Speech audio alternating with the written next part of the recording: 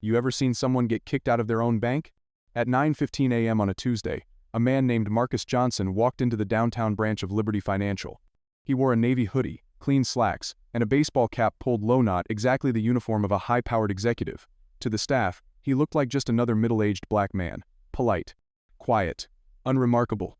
But what they didn't know, Washi owned the place. Well, not literally. But Marcus was the CEO of Liberty Financial. The top of the top. The man whose signature appeared on executive memos, company-wide strategies, and board decisions. He had once stood behind this very counter as a 22-year-old teller trainee, and now, years later, he was back, undercover. You see, Marcus had a problem. Customer satisfaction reports across the company looked decent on paper, but something didn't sit right. Too many complaints came from customers of color. Too many small stories of unequal service. He didn't want a filtered report. He wanted the truth. So that morning, he walked into his own flagship branch not as the CEO, but as an ordinary customer. No camera crew, no press, just a man with a debit card and a withdrawal slip.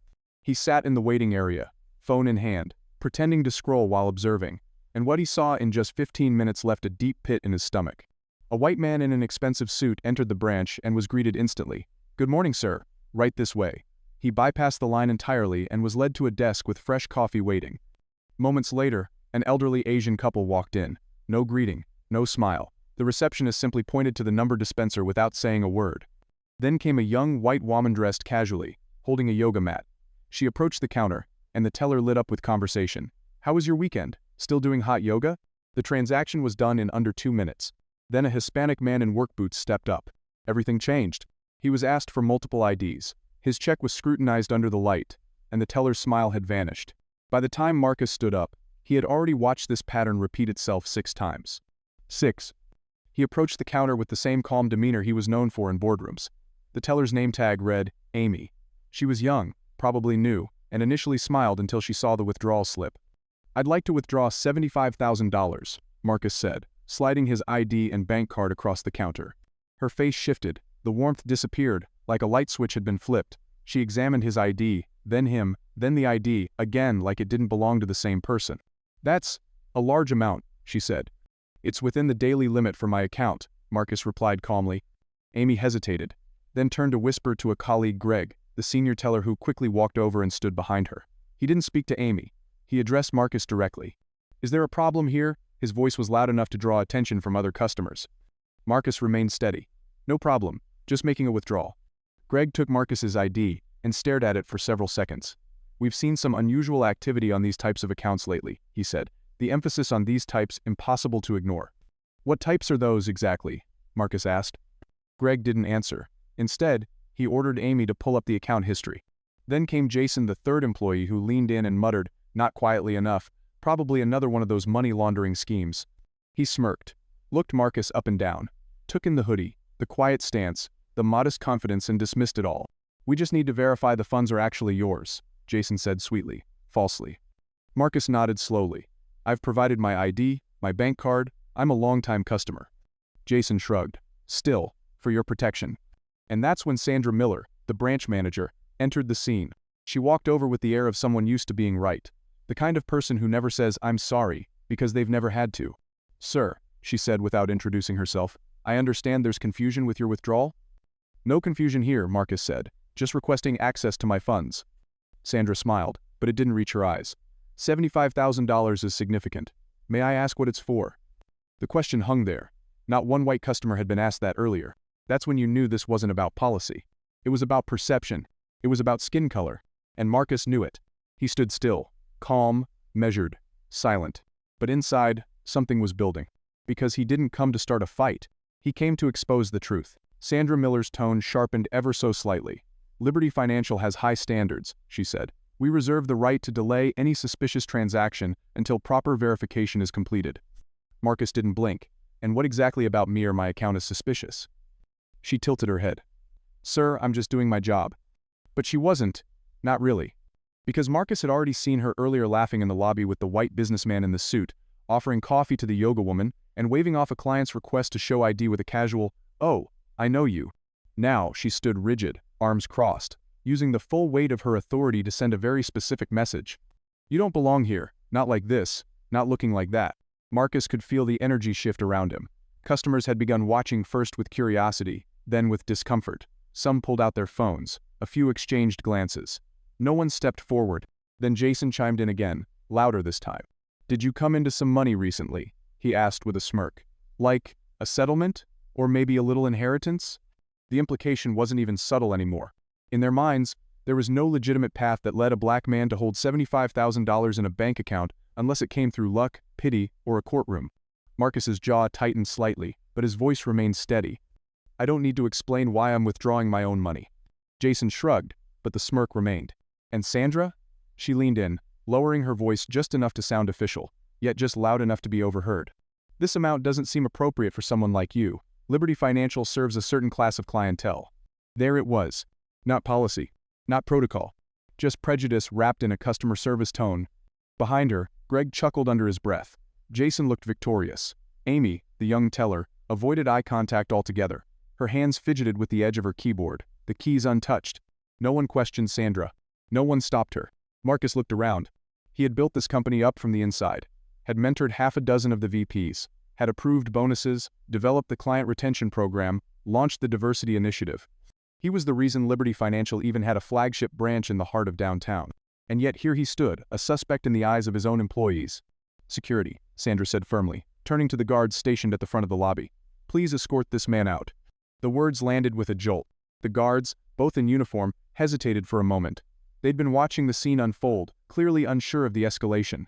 "I've done nothing wrong," Marcus said to the guards. "I've provided my ID. I've made a lawful request. I've raised no voice, made no threats." But the order had been given. The taller, guard-young, buzz-cut, nervous approached Marcus and reached for his arm. "Sir, I'm going to need you to come with me." At that moment, the entire bank lobby fell silent. Even the keyboard stopped clacking. You could hear the HVAC humming above them, the tick of the wall clock, the tension in the stillness. And that's when Marcus moved. Not suddenly, not violently. He simply reached slowing into the pocket of his hoodie. Sandra flinched. Jason took a step back. Even the guard's grip tensed slightly, his other hand hovering over his belt. But Marcus only pulled out a phone. An ordinary black smartphone. He unlocked it with a swipe, pressed one button, and brought it to his ear. "Hello," he said. "This is Marcus Johnson." Sandra's mouth opened, confused. Marcus kept speaking, his voice even and low. "I'm at the downtown branch. I'm being physically removed by security after attempting to withdraw funds from my own account." Jason's smirk began to fade. Greg shifted uncomfortably. Sandra took a step forward. "Sir, I must ask you to hang up that phone right now. If you resist removal, we will have to call the police." Marcus ignored her. "Yes, Michael," he said into the phone. "I'm here. I've been denied the transaction. Yes, the manager's name is Sandra Miller. Jason, Greg. Yes, I'm calm. No, I'm not leaving." He paused. His tone never wavered. "I'm requesting immediate executive presence at this branch. I'm giving you full consent to access security camera feeds." Sandra looked like she'd been slapped. Did he just say, "Michael"? As in, Michael Roberts? The executive vice president of operations? The man just 2 levels under the board? Suddenly, she wasn't so sure who this man really was. The security guard slowly released Marcus's arm. Greg cleared his throat. "Maybe we should confirm who he is before." "No," Sandra snapped, her pride flaring. "This is a PR stunt. I don't care who he knows." But it was already too late. Because in the headquarters building just a few blocks away, Michael Roberts had stood up from his desk with eyes wide. He recognized the voice. He knew that voice. He didn't wait. He grabbed his blazer and barked to his assistant. "Pull every customer complaint from the downtown branch. Pull security feeds. Lock that branch down, and call the board." Because the man calling from the lobby was not just anyone. He was Marcus Johnson, the CEO. Back at the bank, the air had turned dense thick with confusion, tension, and the faint scent of impending disaster. Sandra Miller still stood tall, but now, her posture was stiff with unease. Greg looked like he wanted to disappear behind the counter. Jason's cocky smirk had vanished completely, replaced by something closer to panic. Amy, the teller who had started this spiral, just stared blankly at her screen, pretending to type. Marcus stood quietly near the counter, phone still in hand, not saying another word. He didn't have to. Everyone in the branch was watching. And in the executive suite of Liberty Financial headquarters, everyone else was watching too. A dozen board members sat frozen in their leather chairs, eyes fixed on a large monitor playing the live security feed from the downtown branch. On screen, they watched their CEO, a man they had promoted, trusted, praised being, handled like a criminal in his own institution. "That's Marcus," one board member whispered, horrified. "Yes," confirmed the head of corporate security, his voice cold and steady. "That's Marcus Johnson, and this is how his own employees treated him." There was no denying what they were seeing. The microaggressions, the escalation, the thinly veiled disdain. The mask of corporate professionalism had slipped, and beneath it was something rotten. "Record everything," barked Jonathan Davidson, chairman of the board. "Every word, every action, and get legal in here, now." Downstairs, the marble floors of Liberty Financial's flagship branch trembled as the main entrance burst open. The sound echoed like thunder. Michael Roberts stormed in, suit jacket unbuttoned, tie loosened, eyes blazing with fury. He walked past the reception desk without a glance.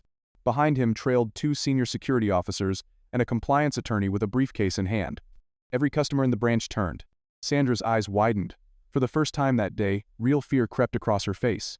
Michael's voice cut through the lobby like a blade. "Release him. Immediately." The guard who had held Marcus stepped back so fast he nearly tripped over his own boots. Michael didn't stop walking until he stood face to face with Sandra. "Do you have any idea who this man is?" he asked, his voice ice cold.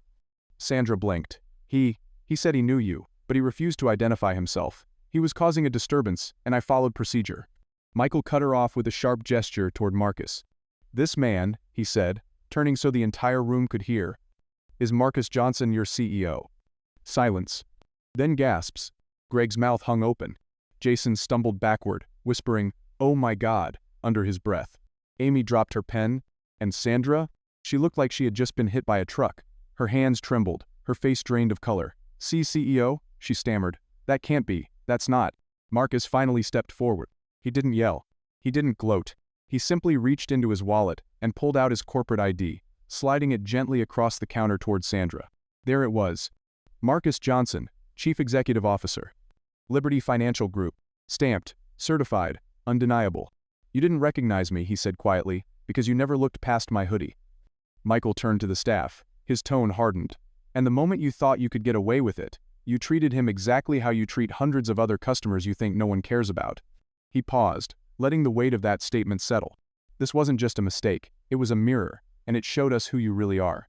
Sandra took a small step back. Her voice was barely above a whisper.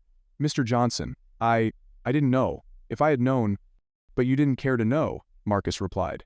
"Because in your mind, someone like me couldn't possibly be a client, let alone your employer." The entire lobby was dead silent. A few customers had tears in their eyes.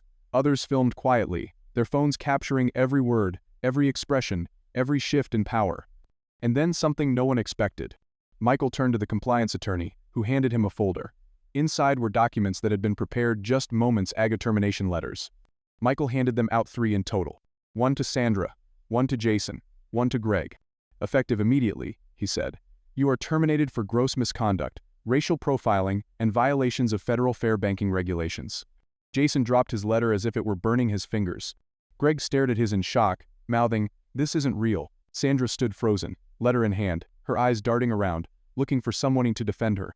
No one did. Amy wiped away a tear, still silent. Marcus looked around the room. He wasn't angry anymore. He wasn't even disappointed. He was resolved. Because what happened to him today? It happened to too many people. People without power, without proof, without the ability to call someone like Michael Roberts. And he knew that had to change. Marcus Johnson stood in the center of the bank lobby, not as a victim, not as a spectacle, but as a man who had just reclaimed something much larger than his own dignity. He had reclaimed truth. Around him, the very walls of Liberty Financial's flagship branch seemed to lean in, listening. The polished marble floors, once symbols of prestige, now reflected something else, reckoning. Sandra Miller, the former branch manager, stood motionless, her termination letter trembling in her hands. Just minutes earlier, she had been the one ordering security to remove Marcus from the building. Now, she couldn't even meet his gaze. Greg and Jason remained stone still, their faces pale, expressions shattered. For all their smugness and superiority earlier that morning, they now looked small. "I built this company to serve everyone," Marcus finally said, his voice calm but resolute. "Not just the ones who wear designer suits, not just the ones who look like the people in our advertisements, everyone." His eyes scanned the room, settling briefly on each employee, each customer, each bystander, who had watched this unfold and said nothing. "We talk a lot about diversity and inclusion in our mission statement," he continued. "But words mean nothing without action. And today, you showed Menno, you showed yourselves what happens when prejudice goes unchecked." No one dared interrupt. A few customers, who had been quietly filming from the back, now lowered their phones out of respect. One older woman, perhaps in her 60s, placed a hand on her chest and whispered, "God bless you."